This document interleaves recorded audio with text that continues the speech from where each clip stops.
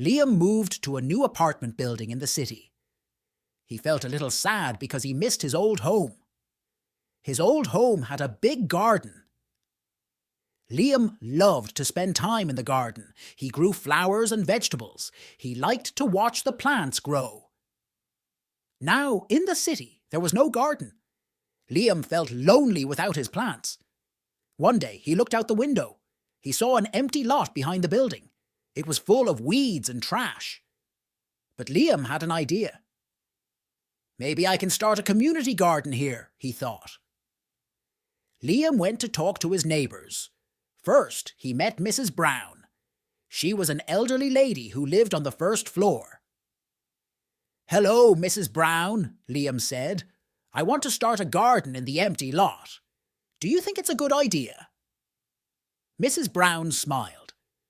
"Oh, that sounds wonderful, Liam. I used to have a garden too. I miss it very much. I will help you." Next, Liam talked to Mr. and Mrs. Patel. They lived on the second floor with their 2 children. "We love gardens," said Mr. Patel. "We can grow vegetables and flowers. Our children will enjoy it too." Liam felt happy. Many neighbours wanted to help. But there was a problem. The empty lot did not belong to them. They needed permission to use it.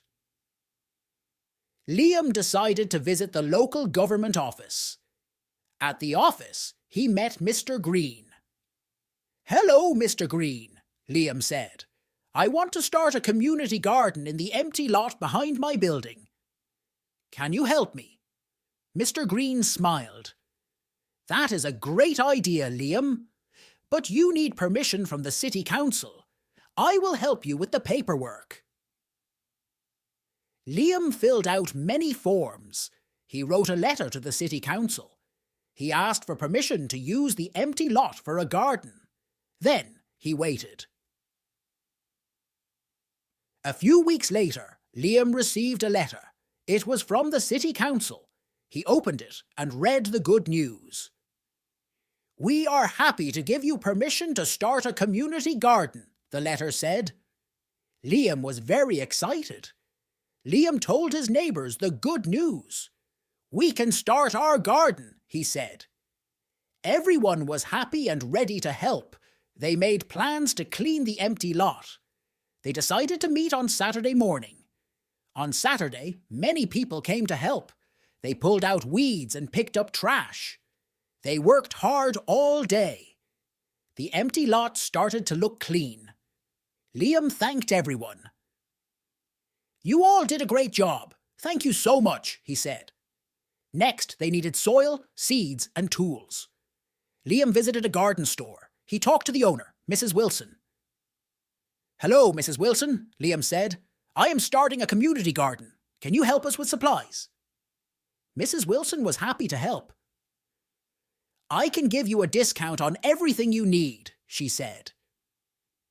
Liam bought soil, seeds, shovels, and watering cans.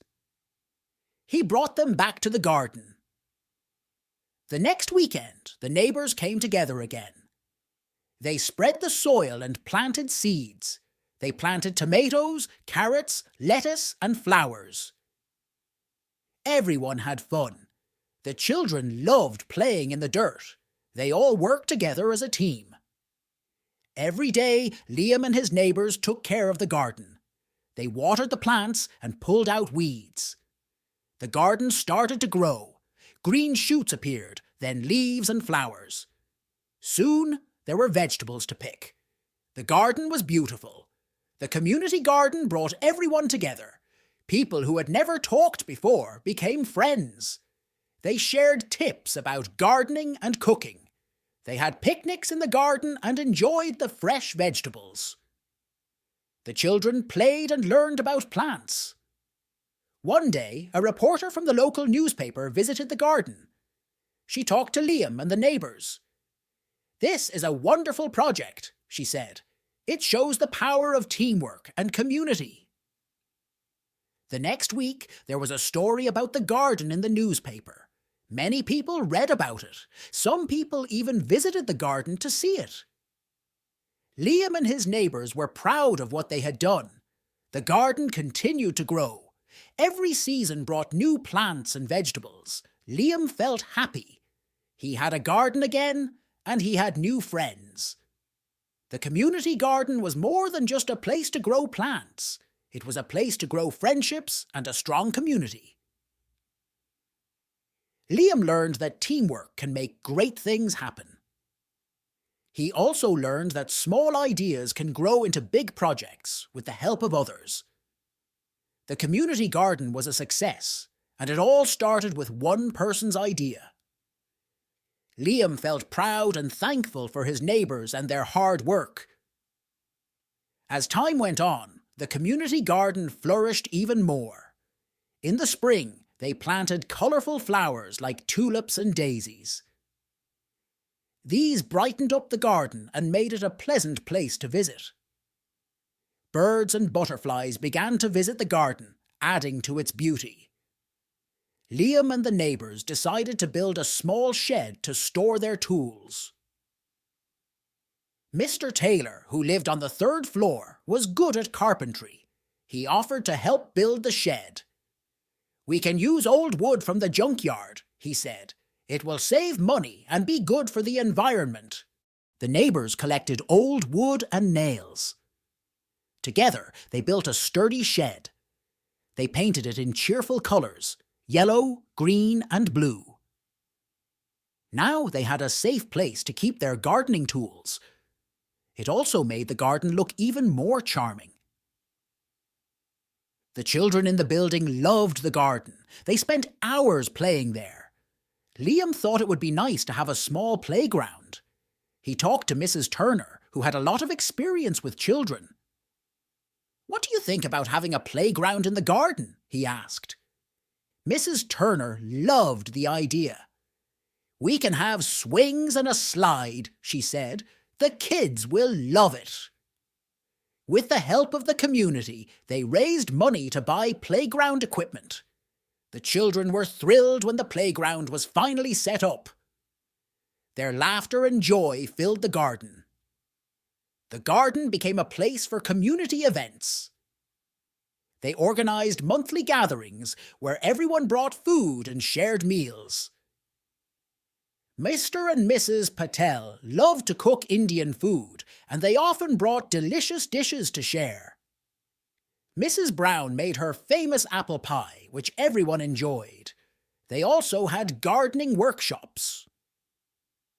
Mrs. Wilson from the garden store came to teach them about different types of plants and how to care for them. They learned how to make compost and use it to enrich the soil. The garden grew even healthier and more beautiful with each passing month. One day, Liam received a letter from the city council again. This time, it was an invitation to a special ceremony. The mayor wanted to recognise the community garden as an important part of the city. He invited Liam and his neighbours to City Hall to receive an award. Liam and his neighbours dressed in their best clothes and went to City Hall.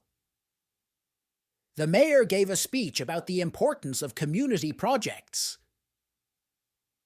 "This garden is a shining example of what people can do when they work together," he said. He handed Liam a plaque that read, "Best Community Project." Everyone cheered and clapped. Liam felt very proud. He held the plaque high and thanked his neighbours. "This award belongs to all of us," he said. "We made this garden together."